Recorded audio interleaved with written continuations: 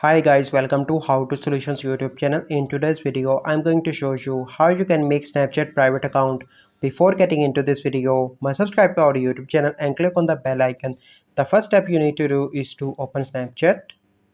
Once you open Snapchat, you simply need to click on the icon on the top left, and then you need to click on the icon in the top right, and here you need to scroll down, and first you simply need to click on see me in quick add, and here you need to tick mark that option. So you can see that I already tick mark. Then you need to go back, and then you need to click on view my story, and here you need to select friends only, and then you need to click on see my location, and here you need to click on ghost mode, and then you need to click on until turn off.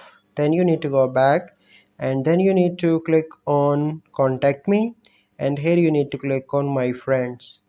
Okay, so I done all the settings. So this is the process by which you can make Snapchat private account. I hope you find this video helpful. If you find this video helpful, must like this video, subscribe to our YouTube channel for future videos. We'll see you in the next video. Thank you, have a good day.